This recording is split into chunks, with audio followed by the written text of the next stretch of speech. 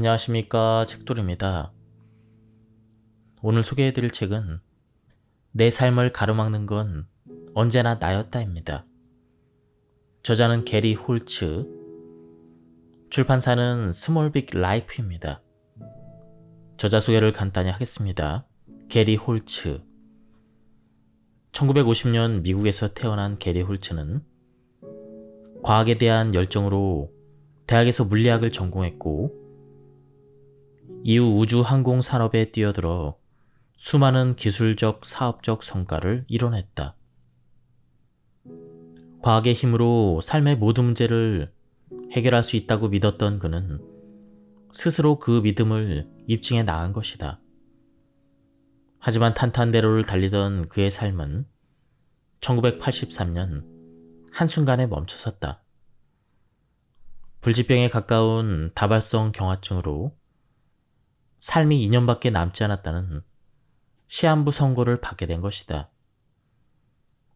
모든 논리와 이성이 무너지는 혼란 속에서 어느 날 우연히 그는 호주 원주민의 치유법에 대한 이야기를 듣게 되는데, 과학자인 그로서는 도저히 믿을 수 없는 이야기였다. 하지만 운명에 이끌리는 듯 어느 날 호주로 향하게 된다. 하지만 처음 만난 호주 원주민 치유사와의 대화 내용은 태생이 과학자인 저자로서는 여전히 믿을 수 없는 이야기였다. 그러나 저자는 더 이상 물러설 곳이 없었다. 믿져야 본전이라는 생각으로 일단 치유사를 믿고 그의 치유법에 집중하게 되는데, 얼마 지나지 않아 놀라운 일이 일어나기 시작했다. 전혀 움직일 수 없었던 다리가 점점 움직일 수 있게 되었고, 치유가 불가능해 보였던 신체 기능이 하나씩 회복되기 시작한 것이다. 치유된 것은 그의 몸뿐만이 아니었다. 그는 계속된 치유 과정을 통해 그의 무의식을 지배하고 있었던 트라우마의 정체를 알게 되었고, 그 트라우마를 온전히 껴안게 됨으로써 마음까지 치유되는 신비한 경험을 하게 된 것이다.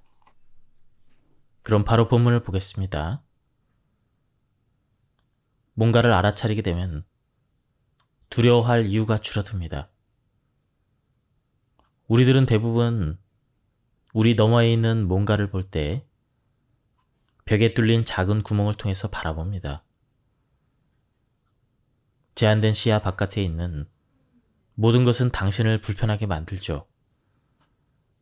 왜냐하면 그것이 뭔지 잘 모르는 데다 친숙하지 않기 때문이죠. 약간 두렵기도 하고요. 알아차리기는 시야를 확장해서 그런 두려움이 사라지도록 도와줍니다. 그렇다면 더 잘 알아차리기 위해서 제가 해야 될 일이 무엇일까요? 한 가지 해야 될 일은 당신 아버지와의 관계를 들여다보는 것입니다. 당신의 몸속에는 아버지에 대한 두려움이 여전히 많이 들어있습니다. 아버지를 생각할 때면 자주 떠오르는 특별한 사건이 있지 않나요? 네, 있어요. 아버지가 나를 새 대가리라고 불렀던 때 일입니다. 그 이야기를 한번 해보세요. 12살 정도 되었을 때였죠. 아버지가 할머니 집 쪽으로 차에서 나가서 걸어가기 시작했을 때 봉고 트럭 운전사가 우리 자동차 쪽으로 곧바로 후진하기 시작했습니다. 그 운전사는 뒤에 우리 차가 세워진 것을 보지 못한 것 같았죠. 이때 거의 부딪힐 뻔했는데요. 저자의 아버지가 황급히 달려와서 본인 자동차에 크락션을 울려서 앞에 차가 급하게 멈췄다고 합니다. 어쨌든 재난은 피할 수 있게 된 것이다. 아버지가 나를 향해서 획 돌아섰습니다. 나는 최악의 일이 벌어질 것이라는 걸 직감하게 되었죠. 그래서 아버지가 휘둘러야 될 팔로부터 내 머리를 보호하려고 머리를 잔뜩 수그렸습니다. 격노한 아버지가 소리를 질러댔죠. 대체 무슨 일이야? 저 차를 못 봤단 말이야? 왜 경적을 누르지 않은 거지? 대답을 해봐. 내가 지금 묻는 게 안 들려? 너 같은 놈은 새 대가리일 뿐이야. 어릴 적부터 아버지는 나를 자주 멍청이, 바보, 이런 말로 부르곤 했지만 그때부터는 새 대가리가 내 별명이 되었습니다. 그는 그 별명으로 끊임없이 나를 조롱해댔죠. 지금 아버지는 돌아가셨지만 그 별명은 여전히 내 머릿속을 맴돌고 있습니다. 그런 이유 때문에 나는 어릴 때부터 언제나 이런 생각을 해야 했죠. 내가 똑똑하고 유능한 사람이라는 것을 증명해야 된다고. 간단히 말해서 내가 새대가리가 아니라는 사실을 증명해야만 했던 것입니다. 저는 대화를 멈추고 잘 준비를 했습니다. 배낭을 메고 누워서 잠들려고 애를 쓰고 있는데요. 갑자기 창문 밖으로 밖에 그 커다란 짐승이 으르렁거리고 끔찍하고 귀에 거슬리는 소리가 들려왔습니다. 레이가 말한 그 동물 같았죠. 소리가 너무 가까이 들려서 금방이라도 쳐들어올 기세였습니다. 나는 소리를 질렀죠. 거기 누구 없어요? 좀 도와주세요. 바로 그 순간 창문 밖에서 레이가 머리를 들이밀었고 놀란 나를 본 그는 깔깔 웃어댔습니다. 지금 뭐 하는 거죠? 나는 화가 났지만 그는 그저 웃으면서 오두막 안으로 들어왔습니다. 그 새는 여전히 그의 어깨 위에 앉아 있었죠. 내 친구와 인사하세요. 그러니까 저 조그만 새가 그 무시무시한 소리를 냈다는 겁니까? 완전히 바보가 된 기분이었죠. 한편으로는 안심이 되면서 기운이 빠졌습니다. 예, 그 소리는 이 험상궂은 웃는 물총새가 내는 소리죠. 이 새는 매우 큰 부리를 가졌지만 물지는 않아요. 꼭 어떤 사람 같죠. 사실 아버지는 키가 고작 162cm 정도로 작은 사람이었습니다. 그런데도 불구하고 아버지는 온 가족을 두려움에 떨게 했죠. 형제들은 모두 키가 180이 넘는 장신이었는데도 말이죠. 우리는 그저 두려움 때문에 아버지에게 맞서지 못했던 것입니다. 순식간에 아버지에 대한 오래된 두려움이 눈 녹듯이 사라지기 시작했습니다. 아버지가 가진 힘은 단지 환영일 뿐이었습니다. 마음만 먹으면 언제든지 거기서 걸어 나올 수가 있었죠. 이제는 알 것 같았습니다. 아버지로부터 나를 완전하게 지켜주었던 그 벽들이 나를 주변 사람들과 멀어지게 했다는 것을 말이죠. 침대에 누워서 내가 과연 그 벽들을 허물어 버릴 수 있을지 생각해 보았습니다.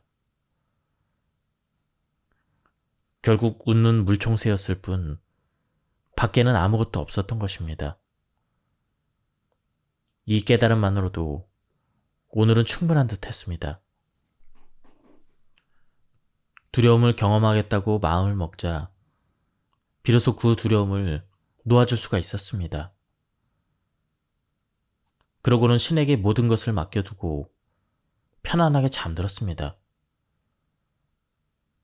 기꺼이 하려는 마음에 관한 아주 멋진 배움이네요. 게리. 그런데 알아차리기에 관해서는 어떤 배움을 얻었죠? 그 짐승이 큰 부리를 가진 웃는 물총새라는 것을 알게 되었을 때 나는 전부 다 커진 구멍을 통해서 아버지를 볼 수가 있었죠. 왜냐하면 그 순간에 어린 시절에 그렇게나 우리를 겁주었던 남자도 그저 불안정하고 심술궂은 꼬마 골목대장이었을 뿐이라는 걸 볼 수가 있었거든요. 로즈가 고개를 끄덕였습니다. 게리, 아주 훌륭한 배움을 얻었군요. 치유의 기본 단계인 두 가지 중요 요소에 대해서 정말 분명히 알게 된 것 같네요. 다음 단계로 넘어가도 되겠어요. 그것은 바로 받아들이기입니다. 치유가 일어나기 전에 당신은 있는 그대로의 자신을 받아들일 필요가 있어요. 다발성 경화증과 다른 모든 것들요. 그녀는 받아들이기가 나를 자유롭게 해서 앞으로 나아가는 데 도움을 줄 것이라고 했습니다. 이에 대해서 이해를 돕기 위해 그녀는 종이에 뭔가를 적은 뒤에 탁자에 놓아두었습니다. 그녀가 종이를 가리키면서 말했죠. 자, 나는 이 종이에 뭔가를 적었습니다. 그런데 그게 허접한 쓰레기 같은 것이라고 생각해서 버리고 싶다면 어떻게 해야 할까요? 당연히 먼저 종이를 집어 들어야겠죠? 그래야 비로소 그것을 쓰레기통에 버릴 수가 있잖아요. 그녀는 종이를 집어들어서 한쪽으로 던졌습니다. 이렇듯 우리가 뭔가를 집어들고 받아들였을 때야만 그것을 던져버릴 수가 있습니다. 그녀가 명쾌하게 설명해 주었습니다. 우리 모두는 자신과 관련해서 바라보기에 그리 즐겁지 않은 것들을 저마다 가지고 있습니다. 하지만 그것들을 똑바로 보지 않는다면, 그리고 받아들이지 않는다면 우리는 결코 치유될 수가 없습니다. 오로지 완전히 그리고 무조건적으로 자기 자신을 받아들여야만 치유가 일어나기 때문입니다. 내가 다발성 경화증을 온전히 받아들일 수 있을지 잘 모르겠습니다. 내가 여기 있는 이유는 병과 싸우고 그것을 없애버리고 싶은 게 아닐까요? 아닙니다. 당신은 그것을 받아들이기 위해서 여기 있는 것입니다. 그런 다음에는 그것을 떠나가게 할 거고요. 받아들이기는 배우기 어려운 교훈이었죠. 하지만 내 생각엔 당신은 지금 스스로를 훨씬 더 많이 받아들이고 있는 것 같군요. 여기에 온 지 얼마 되지 않았지만 이미 자신의 병을 많이 받아들이고 있습니다. 나는 생각해 보았습니다. 아시다시피 당신이 맞는 것 같습니다. 사실 그 세대가리 덕분에 받아들이라는 교훈에 대해서도 배운 것 같습니다. 게리, 여기 있는 동안 당신이 배울 수 있는 가장 중요한 것들이 몇 가지 있어요. 그중 하나는 이거죠. 원하지도 않는데 일어나는 어떤 상황들은 우리를 힘들게 하기도 하지만 우리에게 가르침을 주기도 한다는 사실이죠. 다발성 경화증에 걸린 일이 결코 즐거운 일이 아니란 걸 알고 있습니다. 하지만 만일 이것을 당신이 배울 수 있는 최고의 교훈이라고 인정한다면, 그러니까 당신이란 사람이 변할 수 있게 해주고 성장하고 발전할 수 있는 기회를 제공하는 교훈으로 인정한다면, 당신은 자신의 상황을 훨씬 쉽게 받아들일 수 있을 것입니다. 나는 부끄럽지만 인정할 수밖에 없었습니다. 당신이 옳다는 걸 압니다. 다만 그 교훈이 무엇인지 알아내기가 아직은 어려운 것 같습니다. 그렇다면 이렇게 생각해 봅시다. 게리, 그것이 당신에게 무엇을 가르쳐줬죠? 다발성 경화증을 앓게 된 것 말이에요. 잠시 조용히 앉아서 곰곰이 생각해 봤습니다.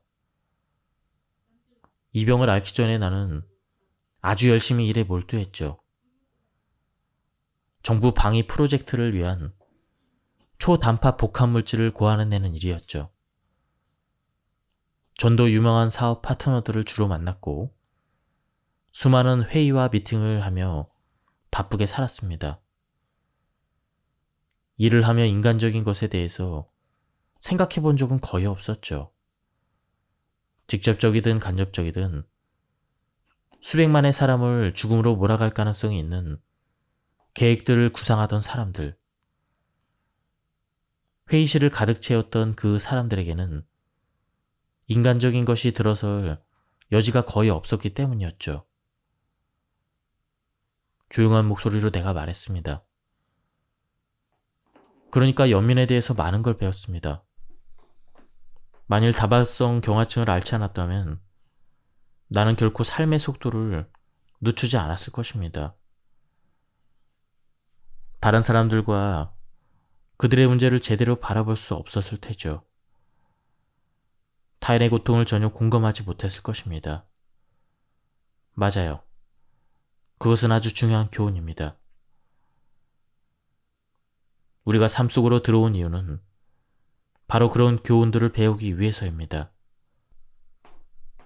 우리가 한 사람의 온전한 인간으로 성장하도록 도와주고 다른 사람을 도울 수 있도록 배움을 주는 그런 교훈 말입니다.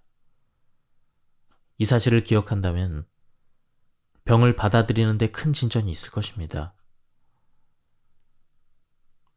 어린 시절의 경험과 다발성 경화증, 그리고 삶의 여러 다양한 경험들을 통해 당신이 배우기로 예정되어 있는 것은 선물 받은 재능의 실현과 관련이 있습니다. 지금 하나씩 해내고 있는 성장이 그것을 달성하기 위한 핵심 열쇠입니다. 그렇다면 어떻게 해야 받아들이기를 더 잘할 수 있을까요? 나에게는 이게 정말 쉽지가 않았습니다. 인정하기를 실천해보세요. 당신이 해왔던 모든 것을 인정하기 위해 노력해보세요. 그러다 보면 어느새 자존감을 회복하고 당신이 이룬 성취들을 감사하게 여길 것입니다. 성취한 것들의 목록을 만들어 볼 수도 있습니다. 인정하기를 배우게 되면 더는 다른 사람에게 인정을 구할 필요가 없어집니다. 스스로 칭찬하고 격려해주는 법을 배우게 될 테니까요. 휠체어에 앉아 신체 한탄만 하는 사람들이 생각보다 많습니다. 하지만 당신은 지금 병을 고치려고 뭔가를 하고 있습니다. 자신이 하는 모든 일에 대해서 스스로 칭찬하는 법을 배울 필요가 있습니다. 아이들을 훈육하는 가장 좋은 방법, 혹은 다른 사람들을 격려하는 가장 좋은 방법은 그들이 뭔가 올바른 일을 하게 한 다음 그것을 칭찬해 주는 것입니다. 그러니 올바른 일을 행하도록 노력하세요. 그런 다음 스스로 칭찬해 주세요. 이 방법을 지금까지 살면서 잘해왔던 것들에 적용해 보세요. 잘 되지 않던 것보다 잘했던 일에 관심을 집중할 수 있도록 말입니다. 이렇게 말한 다음 로즈는 내 삶에 도움이 되었거나 어떤 식으로든 조력을 해주었던 모든 사람들을 인정하라고 했습니다. 이뿐만 아니라 부정적인 영향을 끼쳤던 사람들도 인정해 주라고 했습니다. 당신을 아주 힘들게 했던 사람들이 있다면 그들이야말로 중요한 뭔가를 가르칠 수 있는 사람이란 그 사실을 인정하도록 하세요. 그들에게 무엇을 배울 수 있을지 스스로에게 물어보세요. 그러는 편이 이러저러해서 정말 고통스럽다고 말하며 에너지를 낭비하는 것보다 훨씬 낫습니다. 두려움과 미움의 대상이 된 사람들도 가르침을 준다는 사실을 기억하세요. 그들의 부정적인 모습은 그렇게 되지 말아야겠다는 본보기를 분명히 보여줍니다. 그녀는 살짝 미소 지으며 말했습니다. 덧붙여서 받아들이기를 더 잘하기 위한 또 다른 방법으로 감사하는 마음을 연습하라고 했습니다. 이 연습에는 두 가지 부분이 있습니다. 첫 번째는 당신 삶의 모든 것에 지금 당장 감사하는 것입니다. 두 번째는 부정적으로 보이는 것들도 때때로 굉장히 긍정적인 에너지로 변화될 수 있음을 이해하는 것입니다. 그러니까 내가 좋은 것과 나쁜 것 모두에게 감사해야 된다는 뜻인가요? 그렇습니다. 당신 삶에 다가온 모든 것에 감사의 마음을 느낀다면 계속해서 긍정적인 상태로 삶을 살아가게 될 것입니다. 그렇다면 어떻게 해야 내가 다발성 경화증에 감사하는 마음을 가질 수 있을까요? 먼저 몸에게 감사한 일에 대해서 시작할 수 있을 것입니다. 당신 몸에 일어난 일이 무엇이든 간에 말이죠. 어느 순간 다리에 문제가 생겼다고 가정해 봅시다. 그럴 때 시간을 갖고 당신이 그것을 어떻게 느끼는지 알아차려 보세요. 그런 다음에 당신 몸에게 아프게 해줘서 고맙다고 감사의 마음을 보내보세요. 몸에 문제가 있다는 것은 실제로는 몸이 당신에게 메시지를 보내고 있는 것입니다. 행동을 바꿔야 한다는 메시지죠. 친한 친구가 훌륭한 충고를 해주면 당연히 그 친구에게 감사를 해야 되잖아요. 마찬가지로 당신의 몸 역시 당신의 가장 좋은 친구랍니다. 그러니 몸이 메시지를 보내주는 것에 감사를 해야 합니다. 그리고 그렇게 했을 때 당신은 몸 안에서 일어나는 의식의 변화를 느낄 수가 있습니다. 로즈는 잠시 내 몸이 보내는 신호에 주의를 기울여 보라고 했습니다. 그런 다음 이렇게 말했습니다. 이제 눈을 감고 몸에게 고맙다라고 말해보세요. 그리고 당신이 어떻게 달라졌는지를 알아차려 보세요. 로즈가 지시한 대로 나는 두 다리에서 느껴지는 불편함에 주의를 기울였습니다. 그리고 내 몸에게 감사하다고 말했습니다. 놀랍게도 기분이 한결 평온해졌습니다. 정말로 아주 편안하게 긴장이 풀리네요. 그렇습니다. 그렇게 하면 실제로 위안이 됩니다. 몸에게 감사를 더 많이 표현할수록 좋은 느낌을 더 많이 받게 될 거예요. 당신의 세포들은 새롭고 긍정적인 신념들과 에너지를 받아들여서 당신이 온전한 존재가 되도록 도와줄 것입니다. 그러니 계속해서 당신 몸에 주의를 기울이고 감사를 표해보세요. 만일 몸에 어딘가가 아프면 그 느낌이 어떤지를 알아차리고 몸에게 감사를 표해보세요. 그런 뒤에 숨을 깊게 쉬고 그것이 떠나가게 해보세요. 그런 다음에도 계속 다시 알아차리고 감사하다고 말해보세요. 이 일을 아픔이 가라앉을 때까지 계속 해보세요. 정말로 좋아질 때까지요. 로즈가 이야기를 하는 동안 나는 숨을 들이쉬고 내쉬면서 마음속으로 몸에게 계속 감사를 표했습니다. 그럼에도 불구하고 떨리는 듯 무지근하게 느껴지는 왼발의 아픔은 여전했습니다. 만약 아픔이 사라지지 않으면 어떻게 해야죠? 발이 여전히 아프군요. 아마도 내가 제대로 하고 있지 않은가 봅니다. 아픔이 계속 나아지지 않으면 스스로에게 물어야 합니다. 다리야, 내가 무엇을 해야만 할까? 휠체어에 갇혀있는 너를 돕기 위해서 내가 무엇을 해야 할까? 마치 대답을 해달라는 듯이 물어보는 거죠. 물론 곧바로 답을 얻지 못할 수도 있습니다. 하지만 언젠가는 답을 꼭 얻을 것입니다. 이것이 바로 아인슈타인이 자신의 멋진 아이디어를 얻게 된 방법입니다. 그는 그저 질문을 했고 마침내 답이 그에게로 왔던 것이죠. 그 메시지를 전달한 힘을 에너지라고 부르든 아니든 간에 그것은 중요한 것이 아닙니다. 중요한 것은 메시지에 귀를 기울이는 것이죠. 로즈는 받아들이기를 위한 마지막 열쇠는 인내심이라고 했습니다. 며칠 전에 로즈가 말했던 우리는 몇 달 동안이나 당신을 기다렸어요 라는 말이 기억났습니다. 나는 솔직하게 고백했습니다. 무슨 말을 하는지 잘 이해가 안 됐죠. 내가 여기 올 거라는 사실을 나조차도 몇 달 전에는 전혀 몰랐습니다. 그런데 당신과 로즈, 마을 사람 모두가 내가 알기도 전에 어떻게 그 사실을 알 수 있었죠? 우리는 당신이 이곳에 올 거란 이야기를 들었습니다. 게리, 이 우주에서 일어나는 모든 일은 어떤 식으로든 연결되어 있습니다. 당신이 한 번도 상상해 본 적이 없는 방식으로 말이죠. 지금 내가 말해줄 수 있는 건 당신이 여기에 온 이유는 치유 너머에 어떤 목적이 있기 때문입니다. 당신은 재능을 가지고 태어났어요. 그리고 여기에 왔습니다. 우리가 당신의 운명을 완성할 수 있도록 도와줄 수 있으니까요. 레이는 이런 말을 하면서 열심히 내 눈을 바라보았는데 아주 진지했습니다. 선물 받은 재능.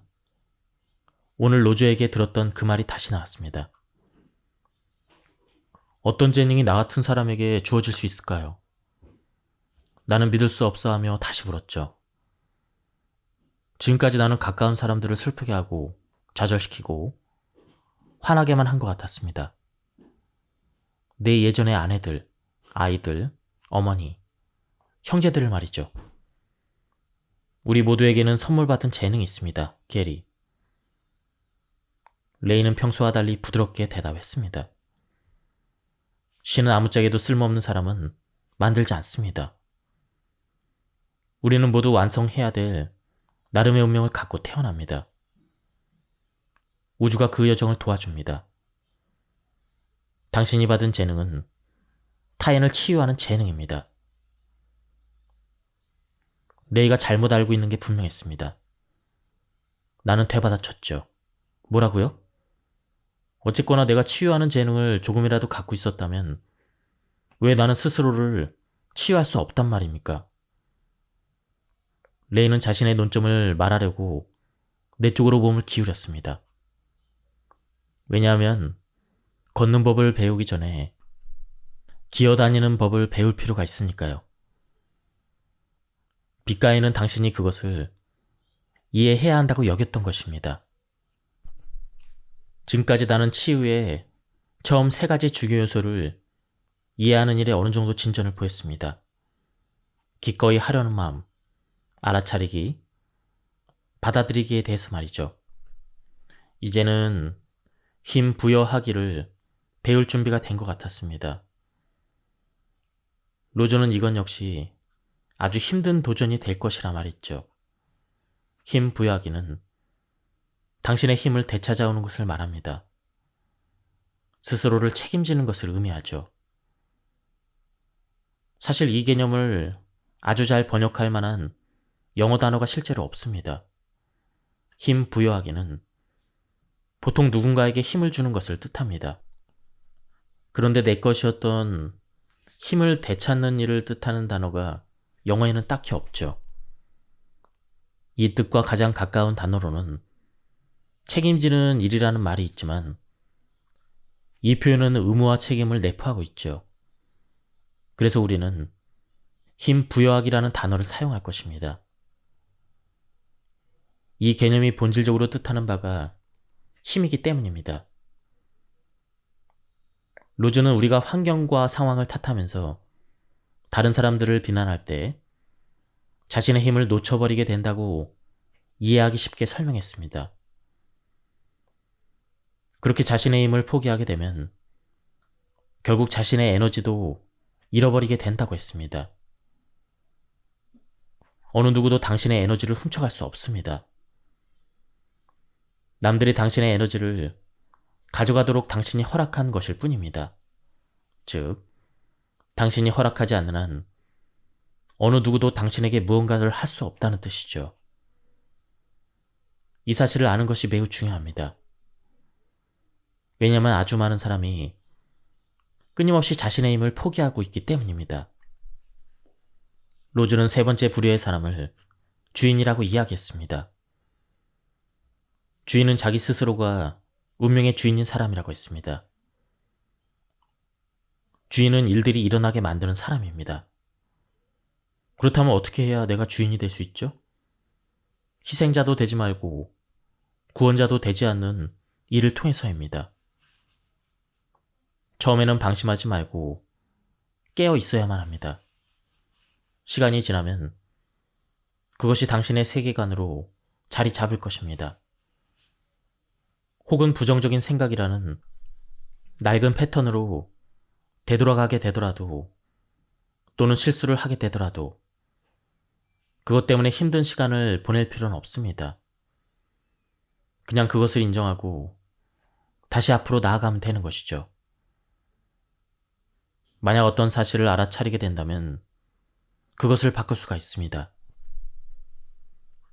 치유를 시작하면서 로즈는 자기 조카인 루크의 이야기를 들려주었습니다. 그는 고작 16살입니다. 하지만 몇 년 동안이나 카누 대회의 우승자였죠. 최근에 나는 콜드코스트 해안가에서 그가 장거리 경기를 하는 모습을 보았습니다. 그는 시작 지점에서 카누를 타고 출발했습니다. 하루 종일 노를 젓고 잠을 자고 다음 날에도 하루 종일 노를 저었습니다. 그가 결승 지점에 왔을 때는 경쟁자보다 거의 5분이나 앞서 있었습니다. 그런데 루크는 풋내기 코치에게 훈련받은 아이였습니다. 반면에 다른 선수들은 올림픽 출전 경력이 있는 쟁쟁한 선수의 코치에게서 훈련을 받아온 카누 선수들이었죠. 나는 조카에게 달려가 꼭 안아주었습니다. 그리고 루크, 챔피언이 되니 어떠니? 호주에서 최고의 카누 선수가 된 기분 말이야. 이렇게 물었죠. 보통 그 아이는 별로 말이 없는 아이인데 그때도 다르지 않더군요. 그저 날 보면서 미소를 짓고는 평상시와 같아요 라고 대답했습니다. 불현듯 이것이야말로 인식의 진정한 힘이라는 생각이 들었습니다. 내 조카는 이미 자신이 최고의 카누 선수임을 알고 있었습니다. 이것은 전부 집중의 문제입니다. 거기에 끌어당김의 법칙이 작용된 것이죠. 아주 간단히 말하면 무엇이든 당신이 관심을 집중하게 되면 그것을 끌어당기게 된다는 뜻입니다. 병든 상태가 아닌 좋은 상태에 항상 관심을 집중해야 합니다. 문제가 생기면 그걸 바라보고 받아들이세요. 하지만 그 문제에 머물러 있지 마세요. 치유에 초점을 맞추세요. 치유에 초점을 맞춘다는 것은 원치 않는 것으로부터 눈을 돌려서 당신이 원하는 것에 관심을 옮겨놓는다는 뜻입니다. 당신은 현재 다발성 경화증을 앓고 있는 상황이죠. 또 그 상황을 변화시키고 싶어하고 정말로 기꺼이 변화하기로 결심했습니다. 당신은 이 상황을 알아차리고 받아들이고 책임지려고 합니다. 문제를 이런 식으로 바라보게 되면 그것을 어떻게 해결할 것인지, 그 해답이 무엇인지에 대해서 관심을 집중하기 시작할 것입니다. 그런데 이것은 집중의 방법을 배우는 문제가 아닙니다.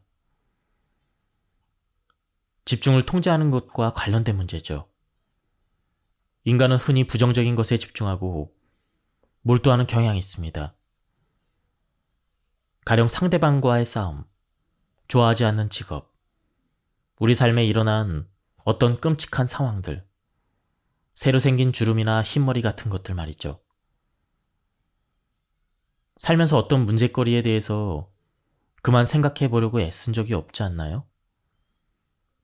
대부분의 사람에게 이 일은 불가능합니다. 그들의 마음은 그 문제로 계속 들어가서 테이프를 계속 돌리기 때문이죠. 우리는 머리에 박혀서 떼어낼 수 없는 생각에 계속 관심을 쏟습니다. 그런 부정적인 일에 관심을 쏟으면 그럴수록 더 그것이 끌어당기게 되죠. 이를 해결할 방법은 집중을 통제하는 법을 배우는 것입니다. 우리 삶으로 끌어당기고 싶은 것에 관심을 집중하고 그렇지 않은 것에는 관심을 끊는 법을 배우는 것이죠. 다른 말로 하면 마음이 무엇에 관심이 집중되는지 의식할 필요가 있다는 뜻입니다. 삶에서 뭔가를 변화시키고 싶다면 바라지도 원하지도 말아야 합니다. 왜냐하면 당신이 그런 식으로 말한다면 아무 일도 일어나지 않기 때문입니다. 가게에서 새로운 볼펜을 사는데 2달러가 필요하다고 해봅시다. 마침 나에게는 2달러가 없는 상황이죠. 이때 나는 저 볼펜을 가졌으면 좋겠는데 말이야. 또는 저 볼펜을 원하지만 저걸 살 돈이 없어. 이렇게 말한다면 이것은 부족함의 에너지를 보내는 셈입니다. 볼펜이 없다는 점에만 관심을 집중하고 있는 것이죠. 그러면 돌아오는 것은 볼펜이 없다는 그 상황일 경우가 많습니다. 하지만 만일 이렇게 한다면 어떨까요? 저 볼펜은 벌써 내 것이나 다름없고 가게에서 나를 기다리고 있어. 아직은 내가 그걸 살 수 없을 따름이야. 이 말은 훨씬 더 긍정적인 효과가 있습니다. 아직이란 단어는 바라는 바를 표현할 때 덧붙일 수 있는 아주 강력한 힘이 있는 단어입니다. 만일 당신이 난 그걸 살 돈이 없어 이렇게 말한다면 그걸 가질 수 있는 기회의 문을 닫아버리는 셈이 되어버리는 것이죠. 하지만 당신이 나는 아직 그걸 갖지 못했지만 내일 2달러를 가져오면 그걸 갖게 될 거야. 이렇게 말한다면 상황이 잘 되어갈 때 그것을 가질 수 있는 기회의 문을 열어놓게 됩니다. 사람들은 목표를 세울 때 그것을 이룰 마감 시간을 잘 생각하지 않습니다. 그렇게 되면 정작 우리가 이루는 것이라고는 목표를 미루어두는 일뿐이죠. 그러므로 우리는 목표를 세우는 일에도 집중해야 되지만 정해진 시간 안에 그것을 이루겠다는 점에도 초점을 맞춰야 합니다. 인간의 잠재의식은 지금 현재의 상황과 마음으로 그리거나 상상한 것 그 사이의 차이를 알지 못합니다. 로즈는 이것을 이해하는 것이 매우 중요하다고 했습니다. 만일 당신이 나는 지금 볼펜을 가지고 있어라고 말한다면 당신의 잠재의식은 정말 그렇다고 생각할 것입니다. 당신이 그것은 이미 내 것이야 라고 말함으로써 에너지를 발휘한다면 당신은 원하는 바를 얻을 수 있는 상황을 만들어내는 것입니다. 그러면 우주가 이 에너지를 더욱 복받아서 현실에서 이것이 가능한 상황들을 만들어낼 것입니다. 그러므로 절대로 원한다 혹은 바란다라고 말하지 마세요. 당신은 이것이 현실로 이루어질 때까지 이미 그것이 이루어진 것처럼 행동해야 합니다. 알겠습니다. 그렇다면 이건 어떨까요? 나는 내가 좋아질 것임을 알고 있다. 좋아요. 그것이 올바른 태도랍니다. 게리. 모든 치유는 실제로 신에게서 오고 신과 연결된 우리 자신에게서 일어나는 겁니다. 우리는 이미 내면의 치유에 대한 모든 답을 가지고 있습니다. 단지 그 해답들에 접근하는 방법을 배우기만 하면 됩니다. 즉, 자기 자신, 자신의 마음, 자신의 경험에만 의존할 필요는 없다는 것이죠. 온 우주에 존재하는 지성은 당신 내면에도 존재하니까요. 아직 그것에 접근하는 법을 알지 못할 뿐이죠. 궁극적으로 우리는 스스로를 치유합니다. 때로는 치유사의 도움을 받기도 하지만 그렇다고 병이 생길 때마다 의사에게 갈 필요는 없습니다. 스스로 치유할 수 있습니다. 우리는 이를 의식적으로 배울 수가 있습니다. 만일 모든 차원에서 건강하고 싶다면 관심을 집중하는 법을 배울 필요가 있습니다. 의식적으로 알아차리는 법을 개발할 방법을 배우는 것이죠. 해답을 구하려고 할 때면 당신은 언제나 그것과 연결되어 있습니다. 한동안 골머리를 앓고 있다가 불현듯 해답을 얻은 적이 있지 않나요? 예, 여러 번 있어요. 바로 그겁니다. 이는 건강 문제에도 똑같이 적용할 수가 있습니다. 문제는 내면의 목소리를 들을 수 있을 정도로 마음이 고요해지는 것 뿐입니다. 이곳을 떠나기 전에 당신은 이 고요한 마음 상태에 쉽게 도달할 수가 있을 것입니다. 그러니까 내 안에 모든 해답이 다 들어있다는 것이죠. 그 작은 목소리를 귀 기울여 듣는 법을 배우고 그것을 신뢰하라는 뜻이죠. 그렇습니다. 그게 바로 첫 번째 해야 될 일이죠. 그 다음은 생각과 기대를 통제하는 법을 배우는 것입니다. 현실에서 일어났으면 하는 생각과 기대에 관심을 집중하는 것이죠. 실제로 생각과 믿음, 감정, 말은 현실을 창조합니다. 그러므로 만일 당신 스스로 다발적 경화증을 창조했다는 사실을 믿을 수만 있다면 그것을 창조하지 않을 수 있다는 사실 또한 믿을 수 있을 것입니다. 이것이 바로 끌어당김의 법칙입니다. 달리 말하면 당신이 내보낸 것을 당신이 받게 된다는 뜻이죠. 주의를 집중해서 에너지를 내보내는 것이 무엇이든 간에 우리는 그것을 끌어당기게 되어 있습니다. 특히 우리가 주의를 집중해야 될 가장 강력한 에너지는 사랑과 용서입니다. 우리 자신은 물론 다른 사람에게도 모두 적용되는 사랑과 용서 말이죠. 그 너머에 있는 메시지를 온전히 믿지 않더라도 긍정적인 말을 되풀이하는 것이 아무것도 안 하는 것보다는 낫습니다. 어쨌든 긍정적인 에너지를 내보내는 것이니까요. 물론 이는 임시 방편일 뿐입니다. 그보다는 근본적인 태도 변화가 필요합니다. 이 세상에 얼마나 많은 사람이 좋은 의도를 갖고 사는지 한번 보세요. 하지만 그들은 매번 똑같은 패턴의 반복을 멈추지 못하는 것처럼 보이잖아요. 우리 호주 원주민들은 많은 시간을 명상을 하며 보냅니다. 꿈꾸는 시간이라 부르죠. 우리에게는 아주 자연스러운 상태입니다. 우리가 집중하기를 통제하는 기법 중 하나이기도 하고 또 명상을 하면서 잠재의식으로 끌어당기기를 하기도 합니다. 명상은 어떤 특정한 종류의 자세를 취하고 눈을 감고 또는 혼자 해야 되는 어떤 것을 뜻하지 않습니다. 명상은 그냥 긴장을 풀고 내면으로 들어가서 귀를 기울이는 법을 배우는 것이죠.